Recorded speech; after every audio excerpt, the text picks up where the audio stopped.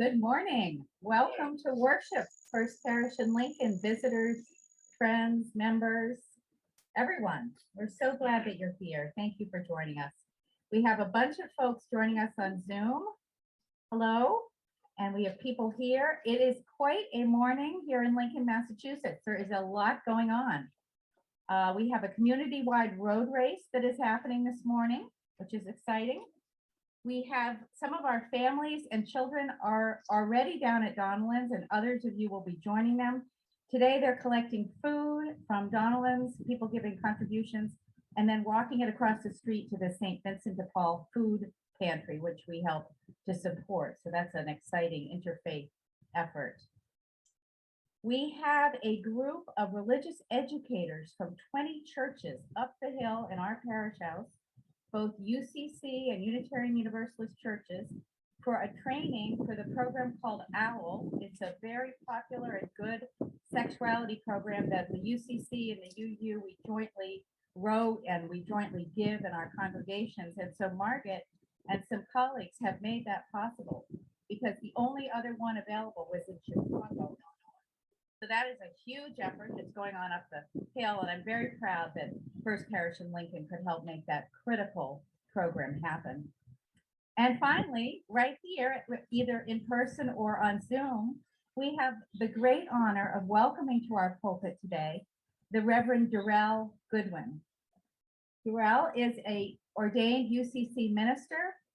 He is the executive director, conference director for the Southern New England Conference of the United Church of Christ. And in that role, he has about 600 churches under his care. So we're very lucky to get him this morning because he has many, many places to go. Darrell hails from Chicago originally and now lives in Connecticut with his partner, Kenny. Welcome, Kenny. We're glad you're here too. And Darrell tells me he's an avid hoster of dinner parties and an amateur bartender. And when I asked who cooks, I guess he does the cooking too. So we're delighted to have Darrell here with us this morning. So let us begin, as we've done all during COVID, by greeting one another and our friends at home with a great big hello, First Parish in Lincoln, and welcome to worship. And now would you rise as you are willing and able for our opening words.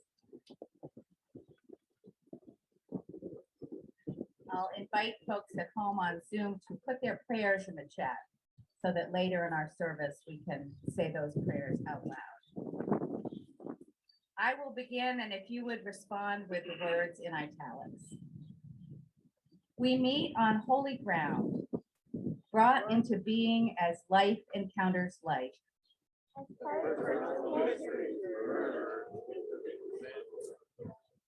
As we take on the pride and pain of our companions. How desperate is our need for one another, our silent beckoning to our neighbors.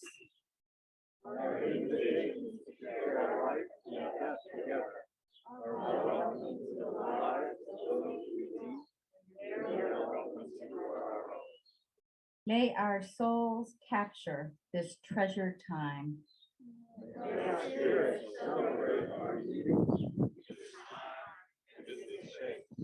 Before we meet on holy ground. Amen. And please be seated as we listen to Jessica sing our opening hymn, Come Down, O Love Divine. The words, if you want to follow along. Oh, and our choir too. Wonderful. Words in your order of service if you want to just follow along.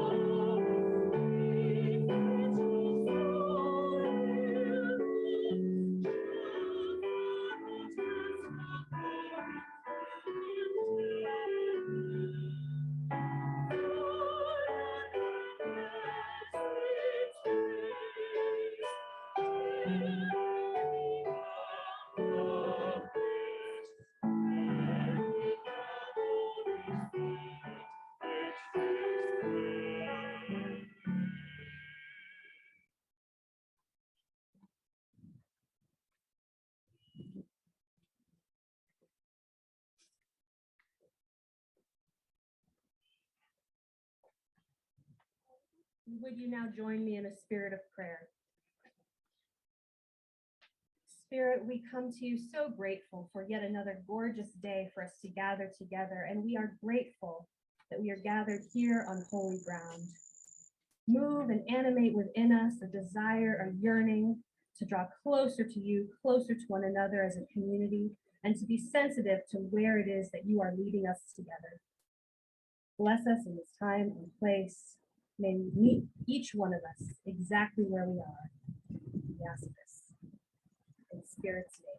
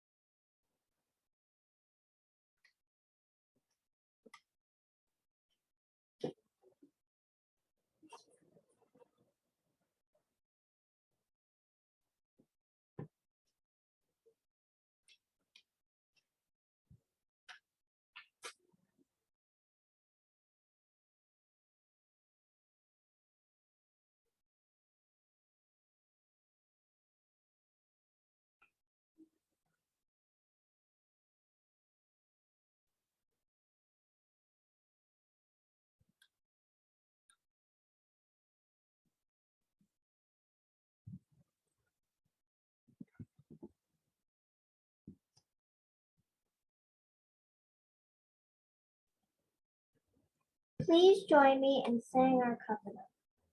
In the love of Truth, truth and in in the Spirit of Jesus, we unite for the worship of God and the service of all.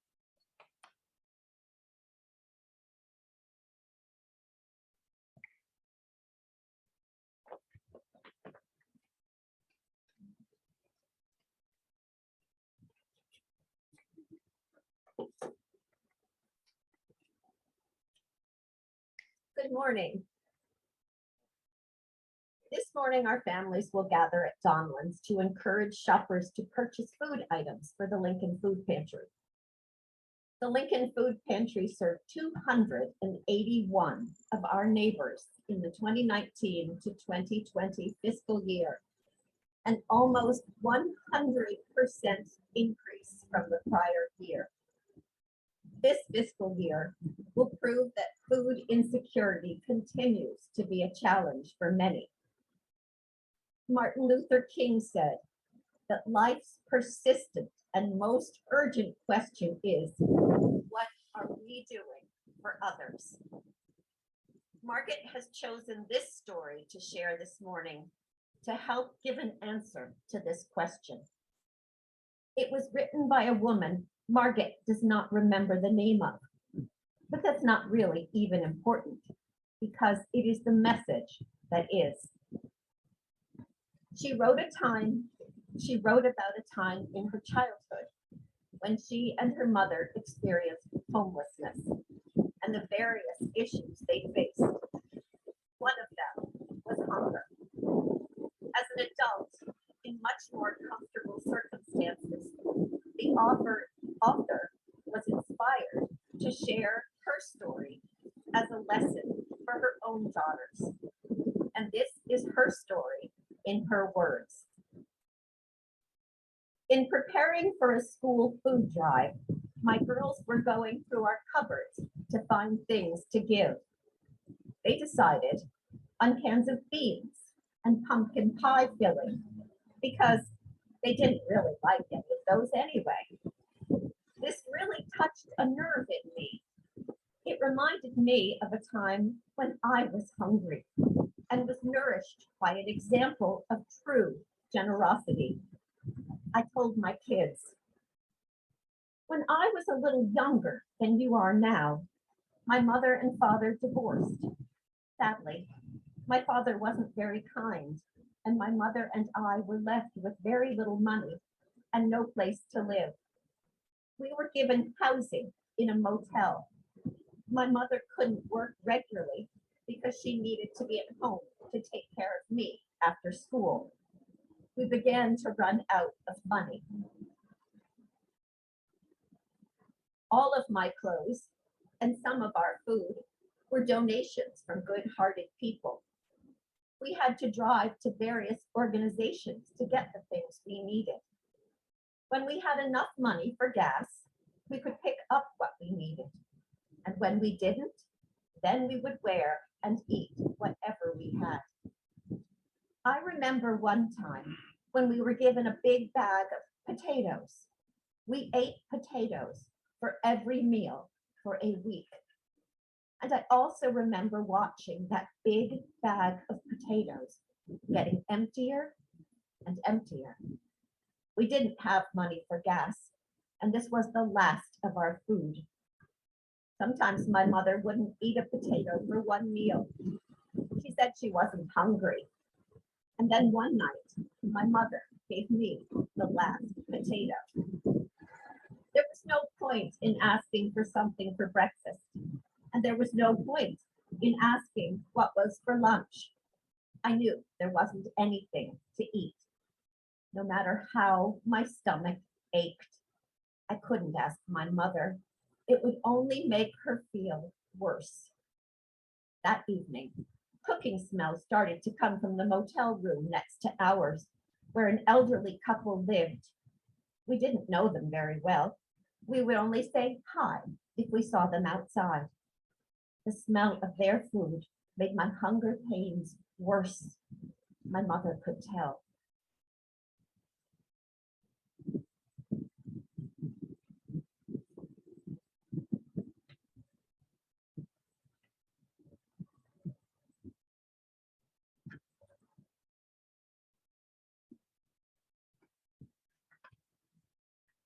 Not able to watch me suffer anymore, my mother jumped up, left our room, and knocked on the neighbor's door.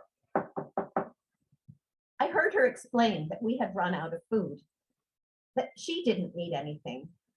Would they please make me, her daughter, a peanut butter and jelly sandwich? They told my mother to wait, and the door closed. I could hear the sound of people rushing about. My mother returned with their entire dinner. The food they had been making for themselves was given to us.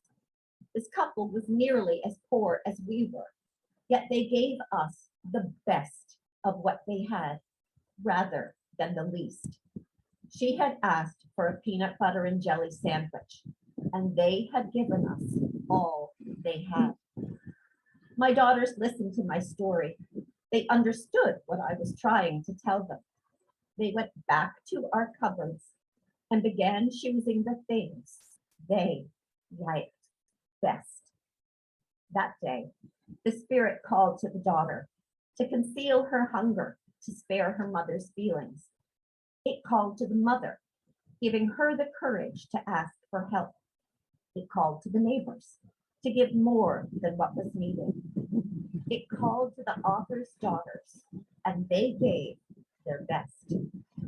That spirit calls to us, and may we find a way to answer from the most generous places in our hearts.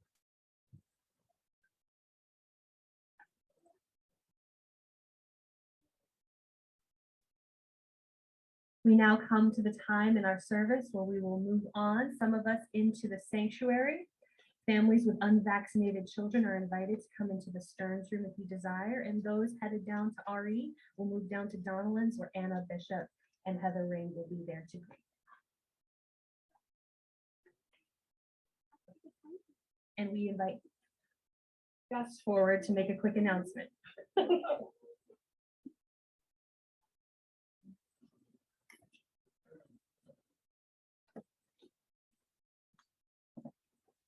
We're going to reverse the order of leaving here to go inside. In the past, we've done it wedding style, where the front row goes. This time, we're going to reverse it, give everybody else a turn. So we're going to go from the back row first in through the front door of the church. So if you want to stand up, that's fine. But please don't move until the row closer to the road from you has gone. So let's go inside.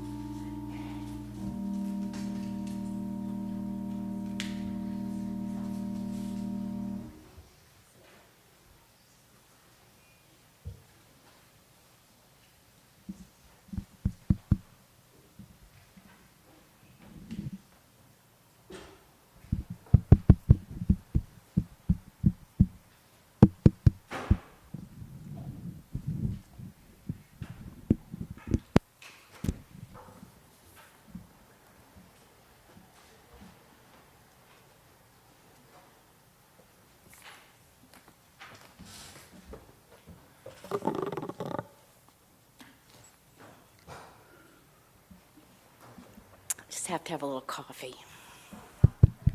It means I can take my mask off for a minute. So our responsive reading this morning is by the Reverend John Burens and the Reverend Rebecca Parker. They're both, John is a Unitarian Universalist minister, and Reverend Rebecca Parker was president of Starr King Theological Seminary for many years. And I would invite you to rise for our responsive reading, if you would. I'll begin, and if you would respond with the italics. Hope rises.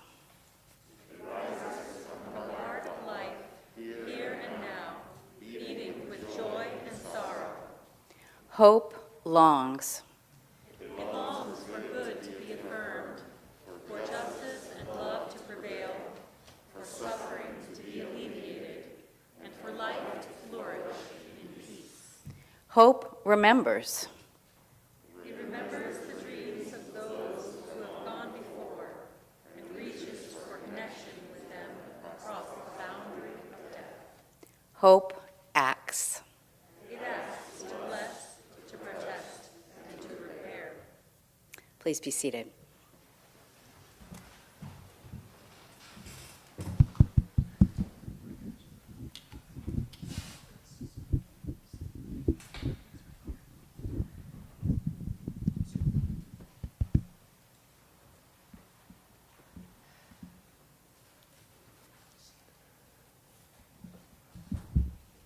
We have come now to the time in our service that we set aside for silent and spoken prayer.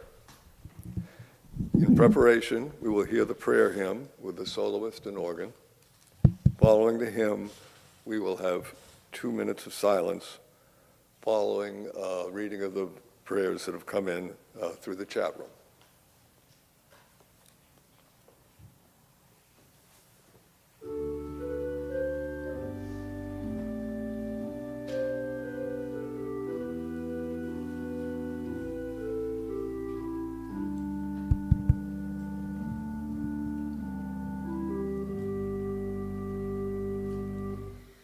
Though I may speak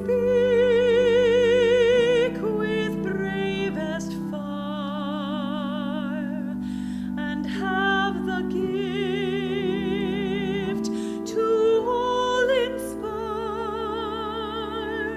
and have not love, my words are vain as sounding brass, and hopeless gain. Though I may give all I possess, and striving so my love profess, but not be given by love within, the profit soon turns strangely thin. Come, Spirit, come, our hearts control, our spirits long to be made whole. Let inward love guide every deed. By this we worship and are freed.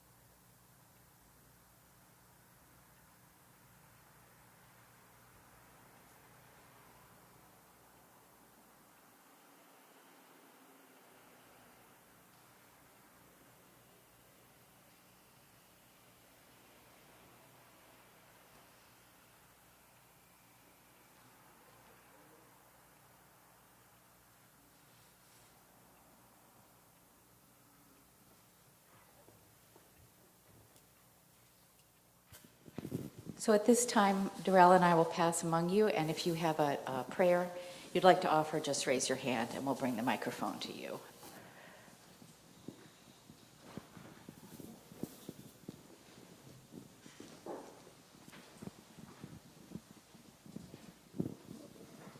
We ask for prayers of love and support for Holly Leggett Ferguson and her son Jordan. Her husband and his father died on Friday night of a heart attack, and though he had battled illnesses and it was struggling, he hung in there long enough to be a wonderful father and loving husband.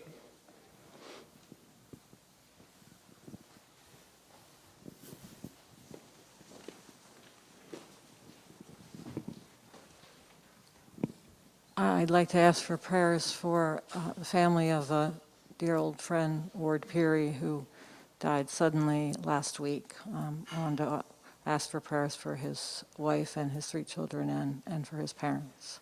Thank you.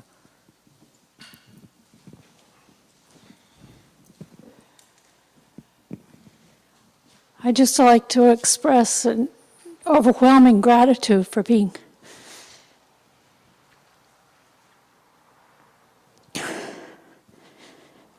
back in the sanctuary for the first time in 2 years.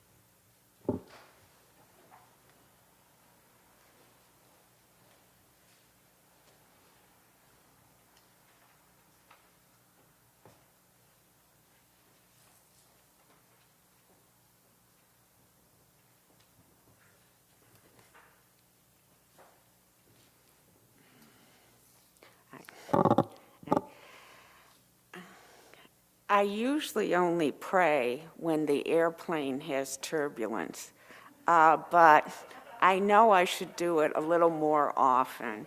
So I'm giving this a try today. Our prayer to the divine.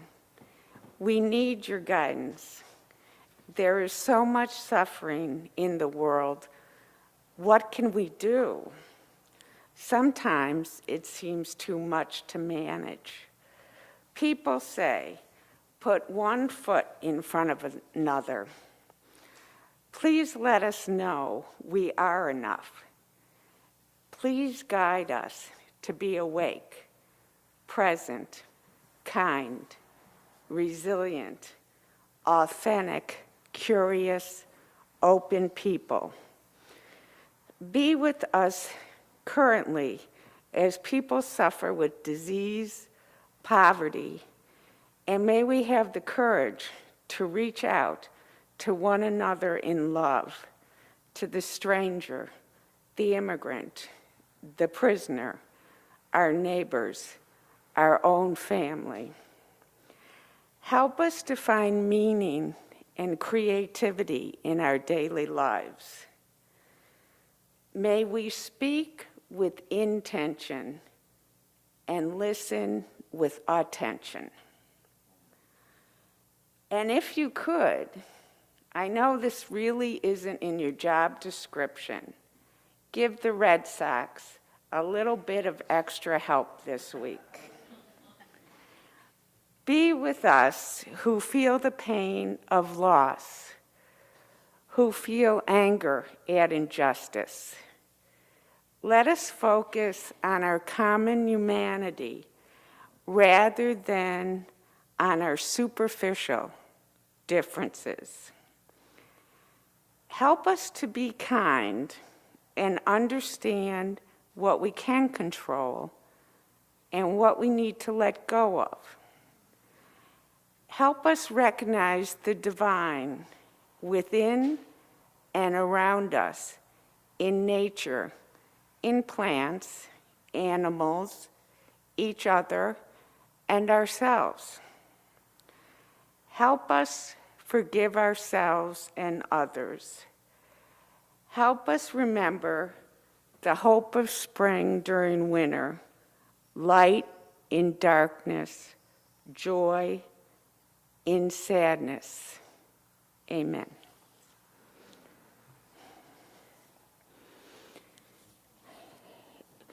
We invite you to stand in body or spirit for the unison prayer.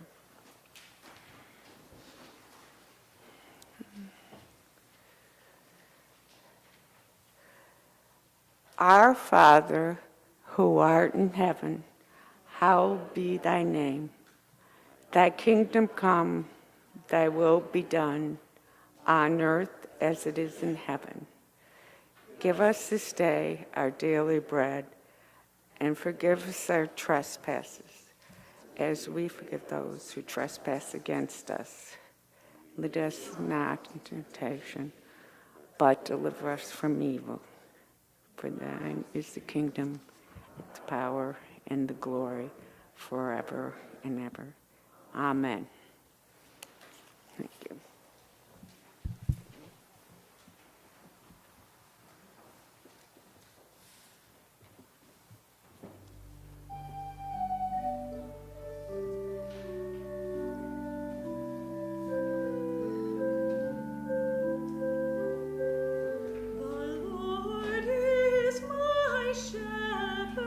I shall not want. He makes me lie down in green pastures.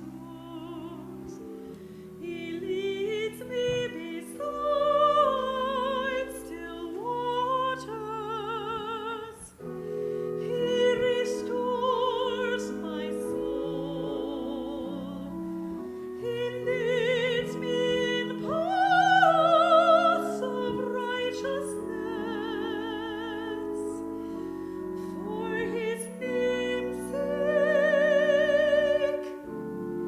Even though I walk through the darkest valley, I will fear no evil, for he is with me. His rod and his staff, they comfort me.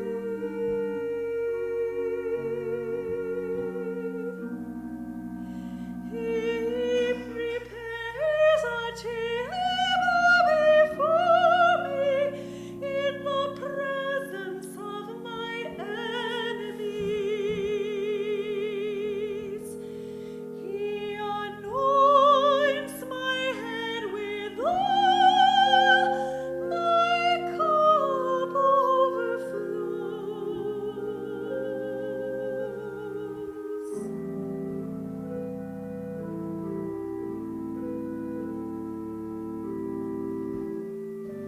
Surely goodness and mercy shall follow me all the days of my life, and I shall dwell in the house of the Lord my whole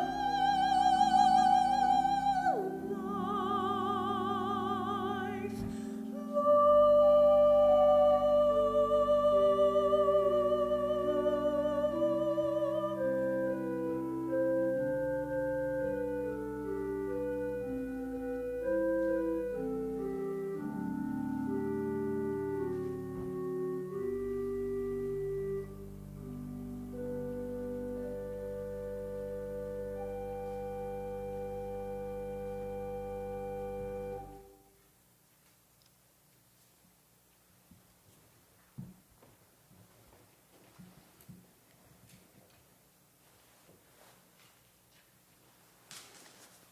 I suppose I'll be having a cup of coffee too.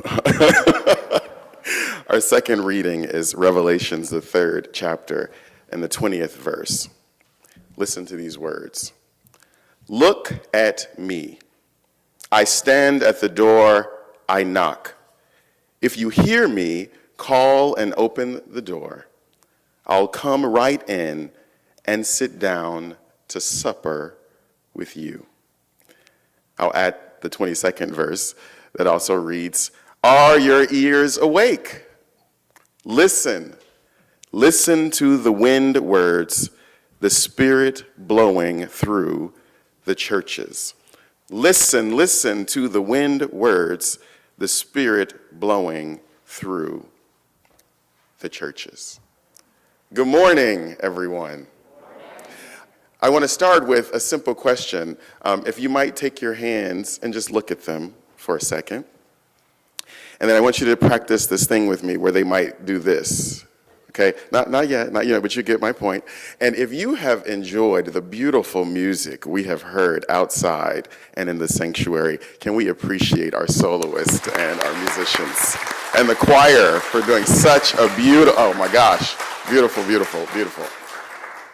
So good morning. You've heard the introduction. My name is Reverend Darrell Goodwin. I get the privilege and honor of serving as the Executive Conference Minister of the Southern New England Conference of the United Church of Christ, which you are so beautifully a part of, a family of over 615 congregations throughout our 3 states of Massachusetts, Rhode Island, and Connecticut, which is a total of 1,400 authorized ministers in varying forms of chaplains, local church pastors, and about 120,000 members across these 3 states. What that should remind you or alert you to is that the congregational understanding and the progressive understanding of faith is one of the largest denominational gatherings in the region of Southern New England. I mention that to you because the challenges I might invite you to as conference minister in this, the Spirit is knocking, are you willing to answer? It's about who we might be called to be. Who might this 120,000 gathering of God's beloved be called to be? Be called to be in a nation and in a time where it is far more easier to divide ourselves than to come together and form some form of community. It is far more easier for me to tell you the things that are different between us than for me to do the work to find where are we gathered together in humanity. In order for this sermon to make sense, I'm going to give you a couple of key points that I hope will invite you into a deeper understanding of this scripture. Behold, I stand at the door and knock. Will you let me come in and have supper with you? This invitation to Spirit to say, will you invite me into even the most simplest moments of your experience, sitting down for community, for supper, for conversation. First, let's deal with the context that each and every one of us are living in. We have been living in a global pandemic that has far exceeded any expectation or imagination we could have ever had. In the midst of dealing with the realities of that, we've also had false hope in some ways. We were told once the vaccine is there, we were like, take the mask and burn it. We were told once this happens, then we will get back to, quote, normalcy. And here we are in October of 2021, not knowing if our current reality will shift fast enough for what our heart and our minds and our spirits can hold. Am I the only one? Are there a couple other people who? So in the midst of that circumstance, I've been teaching our clergy. I teach boundary trainings for the United Church of Christ and at many of our seminaries. And I've realized that instead of just telling people rules of what you shouldn't do and you can't do that and that's bad, whatever, we might focus on people's boundaries are more healthy and whole when they are more healthy and whole. When people feel well, how they approach the world, how they approach decision-making, how they approach humanity is curated by the sense of wellness. So first, let's deal with context. The context that we are all living in is each and every one of us right now in this moment are dealing with secondary traumatic stress syndrome. It's a real thing. Secondary traumatic stress syndrome. Well, what are some of the markers of secondary traumatic stress syndrome, Reverend Goodwin? It is having a consistent crisis that seems to never end with no predictability about when you might have a sense of a moment to take a breath. And I do mean a literal breath. Things that used to be exciting are no longer exciting because they become fearful, like going to a show, maybe going to the theater, maybe just being in a collection of family and friends is now curated by a consistent fear and worry and doubt. You no longer find pleasure in things that would have at some point brought you joy, but now you have a sense of terror in relationship to them. One of our sisters said in exclamation today, what it feels like to be in worship again after 2 years. The probability of how we might gather together in worship is curated about whether or not you can be socially distanced enough to be safe to even gather together. My friends, we are living in secondary traumatic stress. In the middle of this secondary traumatic stress, the world is yet still aching for some sense of a presence that is beyond themselves. They just did a research study about what's happening in faith communities in the United States. It was a survey that came out earlier this year, I think through the Pew Research Foundation. What they found, actually, is that there is a form of church decline and a form of church growth in this country. Church decline is happening in predominantly white evangelical churches. People have realized the level of rhetoric and resolve and the distancing and everything like that isn't something that people feel invited to, especially in a polarized world. So where are we seeing a marginal but growth, a 3% church growth in white, progressive faith communities? Predominantly white, progressive faith communities, which the United Church of Christ and the Unitarian Universalist denominations happen to represent the reality of those two things. A 3% growth, it's a marginal growth, but growth. Well, why is growth occurring? Because I think people heard a knock. And in the middle of a secondary traumatic stress syndrome world, you hear a knock that says there's something greater than you that might be a probability of hope. You just might want to check that thing out. And so as people encounter this understanding of a progressive, we see you, we will include you, we honor your personhood, people might just find themselves showing up at First Parish, because they want a probability of something greater than our current reality. So the proof text for us becomes, how will you receive them? How will you be prepared for the 3% and I hope higher growth that will occur, because people no longer want to be divided. People no longer want to be alone. People no longer want to be isolated and pushed aside. They want what you say you offer, which is inclusive community. They want what you say you are, which is that we will welcome you. No matter who you are or where you are on life's journey, you will be what? Welcome here at First Parish, which means that your first proof of how to live that out is extravagant welcome. It's love like you would never experience in any other context, but somehow when I'm gathered with the people at First Parish, I see that I truly can be. I arrived a year ago after being elected as conference minister of Southern New England Conference. And the Hartford Courant decided to do an article on the front page of their Sunday portion about this new minister coming to lead the historical congregational churches, who also happens to be an African American, who also happens to be same gender loving, and the historicity of what it meant that our churches would call me to serve. Immediately upon that article being published, so did my email box feel like it was being published. And in the midst of the "you're a false prophet," and "this is not right," and "this should never have happened," which also occurred, there were these other things that were far more alarming to me than that vitriol. This was, unfortunately, the heartbreaking emails I received. I didn't know that there was a faith community that could exist, that could accept me. The first time I knew that there was even something possible like this was when reading the article in the Hartford Courant. You see, my friends, it wasn't the vitriol that broke my heart. It was that we have not told the story enough about who we are, that somebody would be suffering at home thinking that a First Parish does not exist. In 2020 and 2021, and this church has been here from 17, and then the Unitarian portion from 18, and yet in 2020 and 2021, there's still someone messaging me to say I didn't know this was possible. And I thought, okay, article, that's interesting. Then the next thing I was doing radio interviews that would go all over the state of Rhode Island and some other places about this progressive, inclusive reality. As I was sitting with the woman who was doing the intake to make sure that they had all the media right and that they did the little commercials for the advertisement and for the interview, she, in the midst of asking me more about this denomination, took a little bit of a break. Now imagine someone taking a break on Zoom.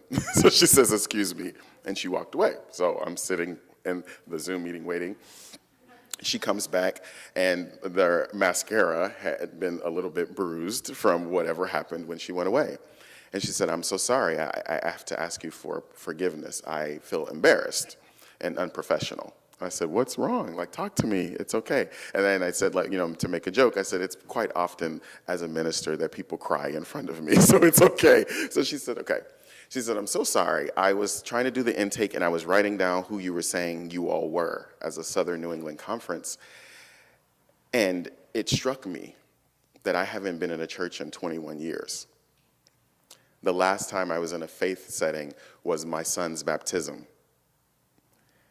and confirmation, and the rhetoric that was preached from the pulpit was so horrible, Reverend Goodwin, that I discerned that I could not raise my son in a place like that.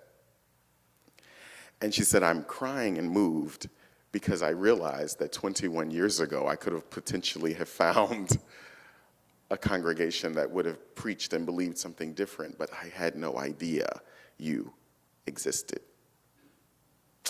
My final story was last week. I am currently on billboards all over the state of Connecticut and on commercials about the vaccine. And I got a Facebook instant message from a gentleman who wrote me to say, I was sitting watching Judge Judy at my house, and then you came on the screen and talking about the vaccine, and I Googled the Southern New England Conference of the United Church of Christ, and I had to write you for this reason. I have been a part of a conservative Christian church in downtown Hartford for my entire life, but I happen to also be a same gender-loving man. And through the pandemic and not having to be there every Sunday and hear the things that were preached, I started to ask God, is there another way? Is there another way? And so he says, I think, selfishly, maybe you think that you're supposed to be promoting vaccination in Connecticut, but actually, I just think the Spirit wanted you to be on a screen so that I might see you, so I might have a breath.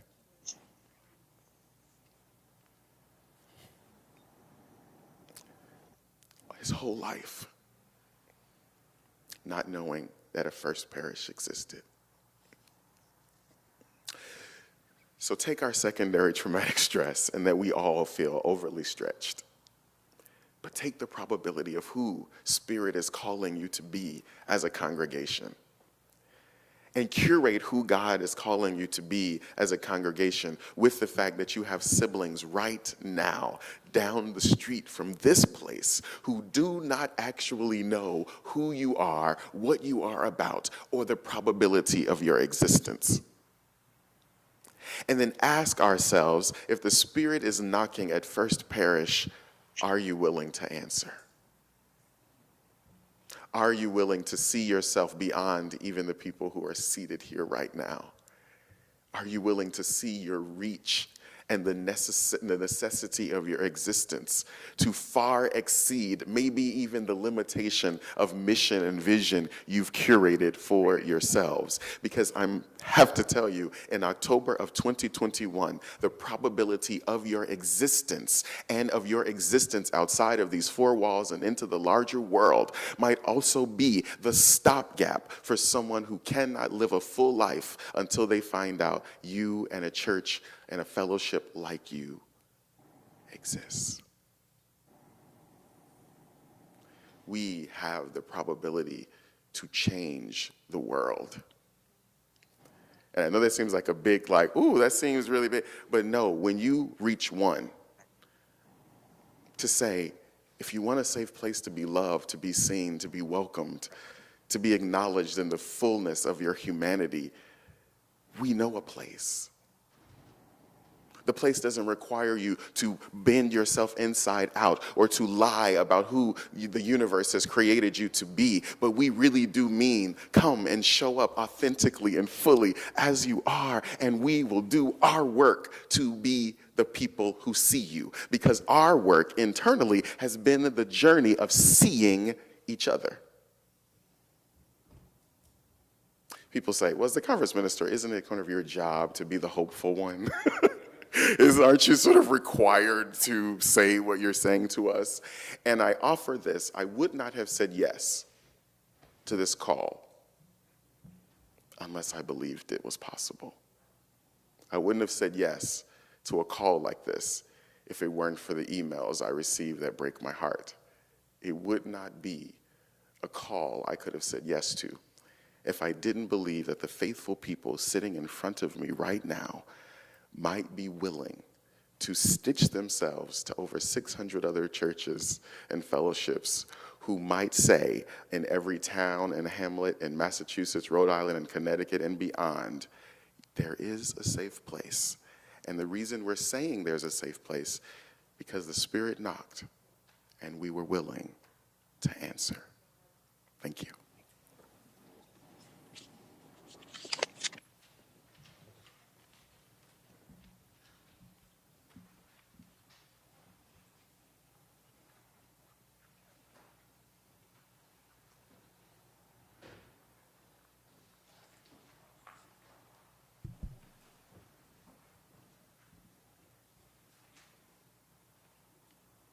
And now let's enjoy and listen to our final hymn.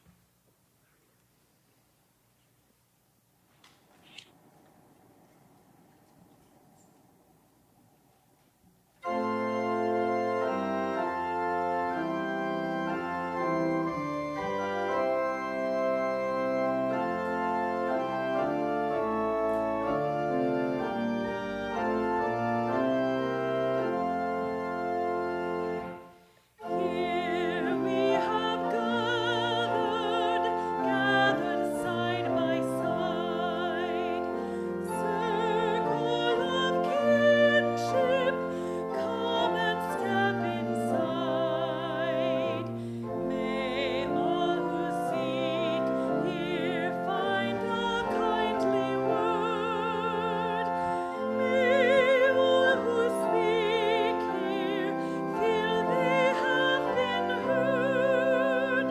Sing now together this our heart's own song. Here we have gathered, called to celebrate days of our lifetime, matters small and great. We all of ages, women, children, men, infants and sages, sharing what we can. Sing now together this our heart's own song.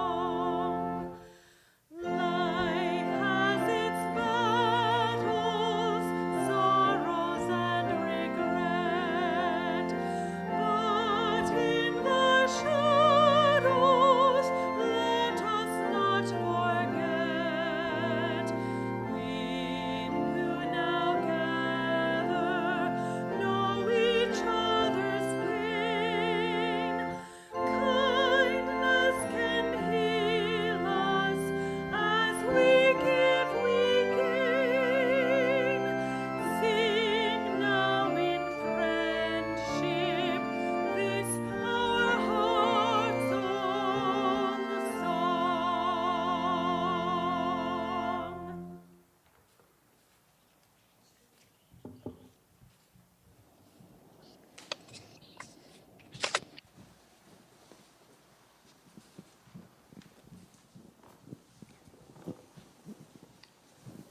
Please, excuse me, please join me in our call to ministry. We go forth from the worship of God to be faithful to the vision of Jesus, to affirm each person's dignity, and to cherish the living earth.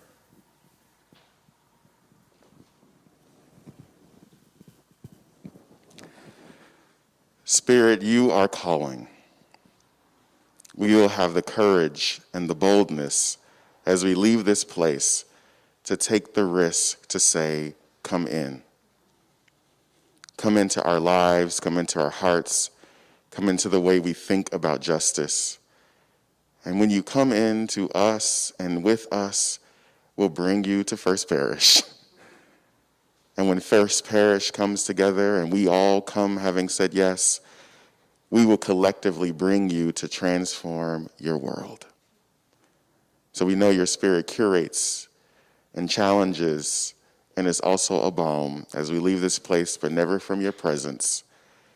We know we are blessed. Amen.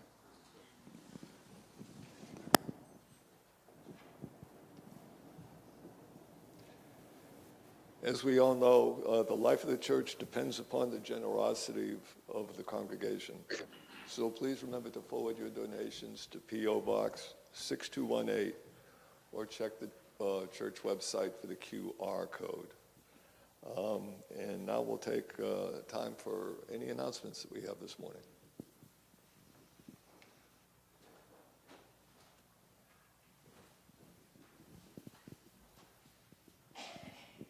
Good morning, everybody. I'm Mary Gaylord, speaking on behalf of the Racial Justice Journey Steering Committee, and reminding you that our Thursday Zoom evenings continue this week with an extraordinarily special event. Our own Ray Shepard is going to speak on the subject of how do we talk about race in the time of pushback against critical race theory. He's also going to talk about his book, Runaway, about the Washington's runaway slave, Ona Judge, and his other writing projects. I know you will want to join us for that at 7 o'clock on Zoom on Thursday. And on Saturday, we have a double header downtown, a walk on the Black Heritage Trail, and a visit to the African American History Museum. For transportation to that, Mary Jo and I are coordinating. You'll find that in the parish news briefs. So sign up with the museum and the Park Service and let us know if you want to carpool. We'll be in touch with people. Thank you.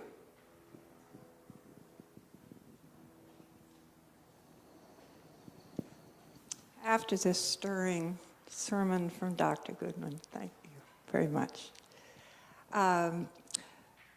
The search committee is going to be holding a workshop. Well, actually, it's going to be hosted by the Unitarian Universalist Association called Beyond Critical Thinking. Beyond Conventional Thinking. And we will be talking about how to keep our hearts and minds open as we select our new minister.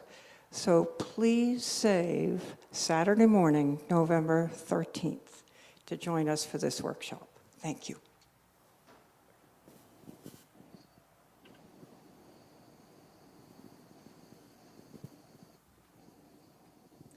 I hope that many of you will be able to stay after service today. We are going to have a socially distanced circle outside to be able to greet and visit with Darrell. We have coffee and I think something to eat. And we've checked this out with the reopening task force, but it will be the first time, thank you, Mimsy, that we've had any kind of hospitality, but we wanted to do it especially for our visitors. So we're going to be sitting 3 feet apart and have masks on, but we think it's a safe environment, and we hope that you can stay and just spend a little bit more time with Darrell. Thank you.